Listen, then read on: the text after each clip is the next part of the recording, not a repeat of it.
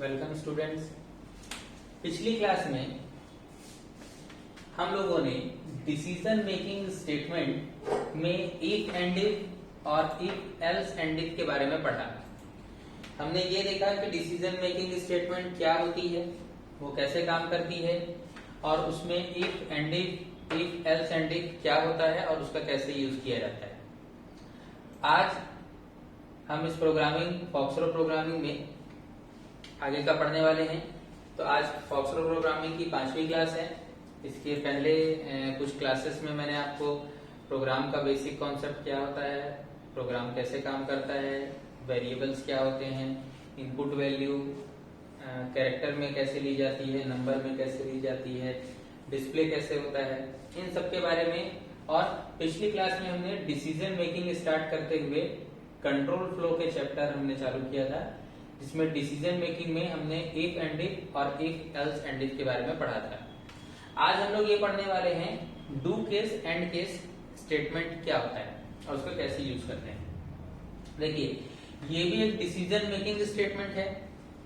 Decision making का मतलब क्या होता है, जहां पर आपको डिसीजन लेना होता है कि भाई सही है, अगर ये सही है तो क्या होगा और अगर ये गलत है तो क्या होगा। इसको हम लोग डिसीजन मेकिंग स्टेटमेंट बोलते हैं। अगर आपने पिछला इफ एंड इफ या इफ एल्स एंड इफ का ना देखा हो तो उसको आप देख सकते हैं, जिससे इसका कॉन्सेप्ट आपको ज्यादा अच्छे से और क्लियर हो जाएगा।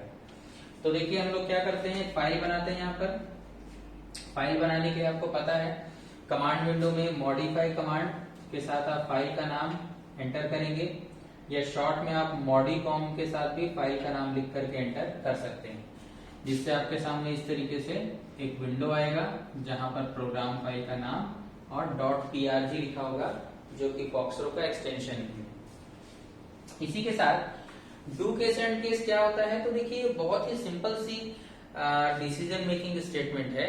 जितनी सरल है उतनी ही ज्यादा यूज हम इसको कर भी सकते हैं अपने प्रोग्राम्स में।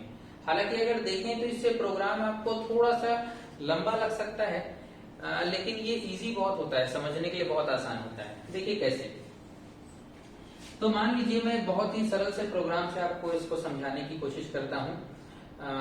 हम एक प्रोग्राम बनाएंगे जिस प्रोग्राम में यहाँ पर आपसे पूछेगा एंटर डे कोड, पूछेगा एंटर डे कोड। अब हम एक एग्जांपल ले लेते हैं, अपने मन से कुछ भी, हम लोग इसको चेंज कभी भी कर सकते हैं, ये कोई डिफॉल्ट रूप से सेट नहीं होता है। जब प्रोग्राम हम बनाने जा रहे हैं तो चेंजेस हमारे अनुसार होते हैं, हम जैसा चाहें प्रोग्राम से डिस्प्ले करा सकते हैं। हम चाहें तो प्रोग्राम के थ्रू किसी वैल्यू को इनपुट करा के उसका जैसा भी रिजल्ट डिस्प्ले कराना हो, ठीक है। जैसे मैं डे कोड की बात कर रहा हूं तो मैं 1 से संडे डिस्प्ले करा सकता हूं, 1 से मैं मंडे भी डिस्प्ले करा सकता हूं, 1 से मैं सैटरडे भी डिस्प्ले करा सकता हूं। तो यहाँ पर हम एक प्रोग्राम बनाने वाले हैं जिसमें एंटर डे कोड का मैसेज आएगा, और अगर कोई उसमें 1 डालता है तो हम ये चाहते हैं कि 1 डालने पर संडे आए। आप 1 डालने पर मंडे से भी कर सकते हैं, कोई प्रॉब्लम नहीं है उसमें, वो आप प्रोग्राम बनाते समय मैं आपको बताऊंगा, आप चेंजेस कर सकते हैं। अगर आप 2 लिखें तो मंडे, 3 लिखें तो इसी प्रकार अगर आप 7 लिखते हैं तो यहाँ पर सैटरडे से डिस्प्ले होगा, सैटरडे आपका आउटपुट के रूप में आएगा। अब देखिए ये प्रोग्राम कैसे बनेगा, तो इसके कॉन्सेप्ट को समझिए सबसे पहले कि ये कैसे काम करता है। सबसे पहले तो हम एक वेरिएबल बना लेते हैं। तो हमने एक वेरिएबल बना लिया यहाँ पर, चलिए कोड के लिए हम सी नाम का एक वेरिएबल बना लिए। ऐसा बिल्कुल जरूरी नहीं है, आप कोई भी वेरिएबल ले सकते हैं, सी लीजिए, ए लीजिए, बी लीजिए, ठीक है। अगर आप एन लेना चाहें एन लीजिए, कुछ भी ले सकते हैं। अब आपको यहाँ पर सबसे पहले एक मैसेज स्क्रीन पर डिस्प्ले कराना है। हमने पिछली क्लासेस में पढ़ा है कि अगर नंबर के लिए कोई मैसेज डिस्प्ले कराना होता है तो हमको यहाँ पर इनपुट लिखना होता है और डबल इन्वर्टेड कॉमा के अंदर वो मैसेज लिखना होता है जो हम स्क्रीन पर डिस्प्ले कराना चाहते हैं। तो जैसे हमने लिख लिया एंटर डे कोड 2n, तो आपको अच्छे से पता है कि एंटर डे कोड 2n का मतलब क्या हुआ कि भाई एंटर डे कोड एक मैसेज आएगा स्क्रीन पर जो इनपुट डिस्प्ले कराना है, और जो भी हम यहाँ पर कोड डालने वाले हैं वो कोड चला जाएगा किसमें, तो वो कोड चला जाएगा n नाम के वेरिएबल में। फिर से मैं आपको बता दूं, हालांकि मैं हर क्लास में इस चीज को रिपीट करता हूं, कि आपने प्रोग्राम बनाते समय आप जो प्रोग्राम बना रहे हैं तो ऐसा बिल्कुल नहीं होगा क्योंकि कुछ लोगों को पता नहीं होगा, उन्होंने पिछले क्लासेस नहीं देखी होंगी, तो उनको ये नहीं पता होगा कि प्रोग्राम कैसे रन होता है, कैसे उसको सुधारा जाता है। तो वो आप पिछले क्लास में देख सकते हैं। तो मैं आपको बता दूं फिर से कि प्रोग्राम लिखते साथ यहाँ रन नहीं होता जाएगा, आउटपुट नहीं आएगा। आप पूरा प्रोग्राम एक बार बना लेते हैं और पूरा प्रोग्राम बनाने के बाद उसको Ctrl+W, आप प्रोग्राम बनाने के बाद उसको Ctrl+W से सेव कर लेते हैं। फिर जब प्रोग्राम बन जाता है तो उसको आप डू करके उसका नाम लिखते हैं, जैसे मैं P5 नाम से बना रहा हूं, तो वो लिखते हैं, तो फिर वह यहाँ पर रन होता है। तो ये चीज का ध्यान रखिएगा, ऐसा नहीं होता है कि आप बनाते जाएं और प्रोग्राम यहाँ रन होते जाए। ठीक है, अब देखिए बहुत ही सिंपल सी कंडीशन है, हमको यहाँ पर लगाना है डू केस। अब आप समझिए क्या होगा, मतलब प्रोग्राम सीक्वेंशियल चलता है, तो पहली स्टेटमेंट आएगी, फिर दूसरा, फिर ये इसके पास आएगा। अब जैसे ये प्रोग्राम डू केस के पास आता है तो क्या होगा कि डू केस क्या करेगा, नीचे लिखे हुए केस को चेक करता है। अब मैं यहाँ केस में लिख देता हूं n=1। अब आप देखिए क्या हो रहा है, आपको क्या ध्यान रखना है, अगर आप अच्छे से इसको समझना चाहते हैं तो इस चीज को ध्यान रखिए कि प्रोग्राम पहले इस लाइन को चलाएगा, तो n वेरिएबल बनेगा जिसकी वैल्यू होगी 0। इनपुट एक मैसेज डिस्प्ले करेगा, एंटर डे कोड, जो भी आप नंबर डालेंगे इस एंटर डे कोड में वो चला जाएगा n में। फिर मैं बता दूं ये मैसेज अभी नहीं आएगा, ये मैसेज पूरा प्रोग्राम बना के सेव करने के बाद डू करके जब आप फाइल नेम लिखेंगे तब आएगा। तो n में चला गया 1, उसके बाद डू केस के पास आया। देखिए पहले ये चला, फिर ये चला, फिर डू केस। प्रोग्राम सीक्वेंस में चलता है, लाइन से। डू केस का काम क्या होता है, तो डू केस का एक ही काम है, वो अपने पहले केस को चेक करने बोलता है। अब पहले केस ने चेक किया कि क्या n बराबर 1 है, तो देखिए हमने 1 को डाला था जो कहा गया था n में, तो n बराबर 1 है, तो बोला हाँ भैया n बराबर 1 है। तो हम एक नीचे मैसेज लिख देते हैं यहाँ पर संडे। अगर मैं संडे लिख रहा हूं तो यहाँ पर संडे डिस्प्ले हो रहा है। अगर इसकी जगह मैं मंडे, ट्यूसडे या कुछ भी लिख दूं, आप अपना नाम लिख देते हैं तो आपका नाम डिस्प्ले हो जाएगा, उसको कोई मतलब नहीं है कि नीचे क्या लिखा है। इसका काम सिर्फ ये है कि प्रोग्राम जब डू केस के पास आएगा तो डू केस पहले वाले को चेक करेगा। अगर n बराबर 1 लिखा है तो n की वैल्यू, अभी तो हमने 1 डाला है, तो n बराबर 1 हो जाता है सही, तो वो क्या करेगा, नीचे वाले लाइन को यूज करेगा। ठीक है, अब नीचे कुछ भी लिखा हो उससे उसको कोई फर्क नहीं पड़ता, या कुछ वेरिएबल भी यूज कर सकते हैं। लेकिन ऐसा तो नहीं है कि हमेशा n बराबर 1 ही होगा, हो सकता है कि मैं यहाँ 2 डाल दूं, तो अगर मैंने 2 डाला तो 2 चला गया n में। अब डू केस के पास आया, अब डू केस का तो नियम ही है, क्या नियम है कि वो सबसे पहले अपने पहले वाले केस को ही चेक करेगा। तो वो चेक करेगा क्या n बराबर 1 है, मिलेगा नहीं क्योंकि n बराबर तो 2 हो चुका है।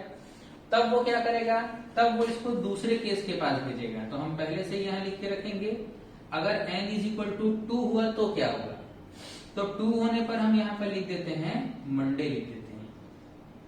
तो देखिए एक चीज अच्छे समझिए, n की वैल्यू 2 थी, अब n की वैल्यू 2 थी तो वो सीधे 2 को नहीं चेक कर सकता, वो पहले n बराबर 1 यानी कि फर्स्ट वाले को चेक करेगा।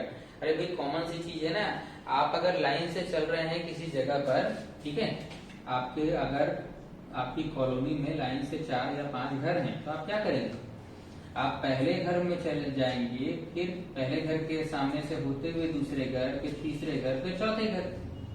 ठीक है, आप डायरेक्ट थोड़ी भाई यहाँ पहुंच जाएंगे, लाइन से चलेंगे। ठीक है, मान लीजिए लाइन से यहाँ पे दुकानें बनी हुई हैं, आपको कुछ सामान खरीदना है जो इन दुकानों में मिलता है, तो आप क्या करेंगे, आप पहले इस दुकान पे चेक करेंगे। ठीक है, जैसे इसने पहले इसको चेक किया, अगर उस दुकान पे सामान नहीं मिला तो फिर आप क्या करेंगे, आप दूसरी दुकान पर जाएंगे, उसको चेक करेंगे, जैसे ये सेकंड को चेक कर रहा है। अगर वहां भी नहीं मिला तो फिर आप क्या करेंगे, तीसरी दुकान में जाएंगे। ठीक इसी प्रकार ये भी करता है कि ये एक एक करके आगे बढ़ता है। ठीक है, तो n बराबर जैसे हमने 3 लिखा, अब 3 के नीचे हम क्या लिख देते हैं, ट्यूसडे लिख देते हैं। तो ये चीज ध्यान रखिए, जैसे हम अगर दुकान जाते हैं तो हमको पहली सब दुकान में सामान नहीं मिले तो हम दूसरे में जाते हैं, वहां नहीं मिला तो हम तीसरे में जाते हैं, वहां नहीं मिला तो हम चौथे में जाते हैं। ठीक है, हम डायरेक्ट ऐसा नहीं करते कि अरे भाई ये तीनों में तो सामान मिलना नहीं है, मैं चौथे में चलूं। अरे तो आपको पता ही नहीं है ना भाई कि तीनों में सामान है या नहीं है। ठीक है, पहले आप तीनों दुकान चेक करेंगे। ठीक वही कॉन्सेप्ट ये भी लगाता है, सही है वो पहले इसको चेक करेगा, अगर ये सही है तो फिर ये दूसरे के पास जाएगा ही नहीं। जैसे अगर आपको इस दुकान में सामान मिल गया तो आप दूसरी दुकान में जाके खरीदोगे नहीं ना, सेम वही कॉन्सेप्ट है। तो अगर ये सही नहीं हुआ तो इसके पास, ये भी सही नहीं हुआ तो इसके पास, और अगर ये सही हो जाता है तो वो संडे को दिखा करके इसको चेक ही नहीं करेगा। क्यों भाई, सामान मिल गया ना, कहे जाओगे दूसरी दुकान में चेक करने, कॉमन सी चीज। अब हमको क्या है 7 तक बनाना है ना, तो हम इसी कॉन्सेप्ट को आगे लगा देंगे। कैसे लगाएंगे, तो ये देखिए अब n बराबर 3 है, सेम यही आपको रिपीट करते जाना है। n इज इक्वल टू 4, तो n इज इक्वल टू 4 हुआ तो आप यहाँ पे लिख दीजिए वेडनेसडे। फिर यहाँ लिख देते हैं हम लोग n इज इक्वल टू 5, अगर n इज इक्वल टू 5 हुआ तो फिर यहाँ लिख देते हैं हम थर्सडे।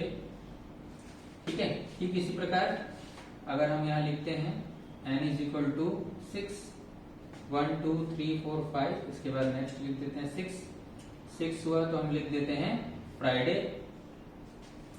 और इसी प्रकार अगर 7 हो गया तो 7 होने पर यहां पर हम लिख देंगे सैटरडे। ठीक है, अब हम एक काम कर सकते हैं, यहां पर हमने लिख दिया एंड केस।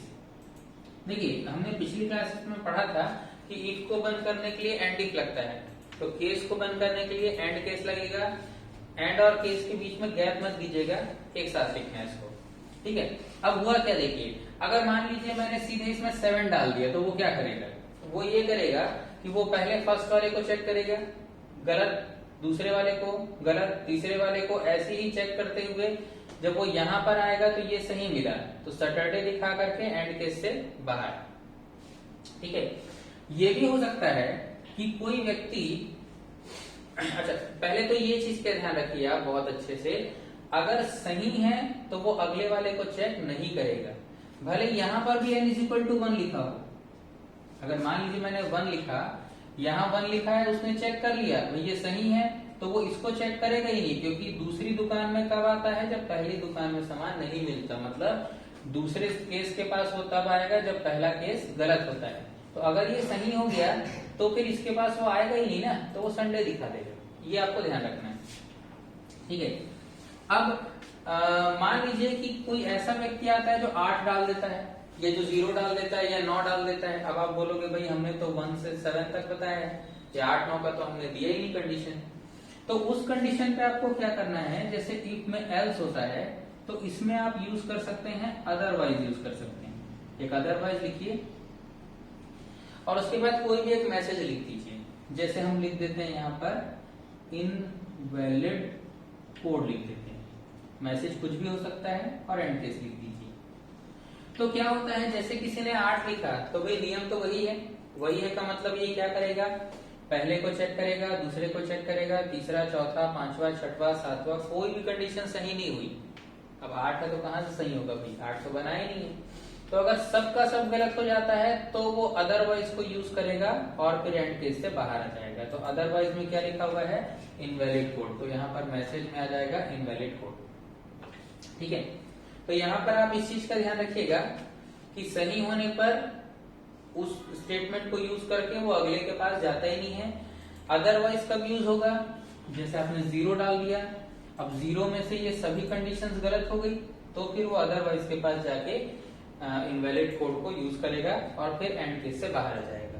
तो बहुत ही सिंपल सा कॉन्सेप्ट है इसका, सही होने पर फर्स्ट यूज कर लेगा पहले केस को, गलत है तो दूसरा केस, वो भी गलत है तो तीसरा, सब गलत है तो अदर केस, और फिर एंड केस से वो बाहर आ जाएगा। तो ये बेसिक कॉन्सेप्ट है किसका, डू केस एंड केस का। ये है डिसीजन मेकिंग स्टेटमेंट का एक और टॉपिक जो हमने देखा आज की क्लास में, जिसका नाम था डू केस और एंड केस। तो हमने डिसीजन मेकिंग स्टेटमेंट में इफ एंड इफ देखा, इफ एल्स एंड इफ देखा, डू केस एंड केस के बारे में देखा। ठीक है, तो आज की क्लासेस में हमने डिसीजन मेकिंग स्टेटमेंट का डू केस एंड केस को भी पढ़ा, उसका कॉन्सेप्ट हमने समझ लिया। ठीक है, नेक्स्ट क्लास में हम और आगे का टॉपिक देखेंगे। आज के लिए इतना ही, धन्यवाद।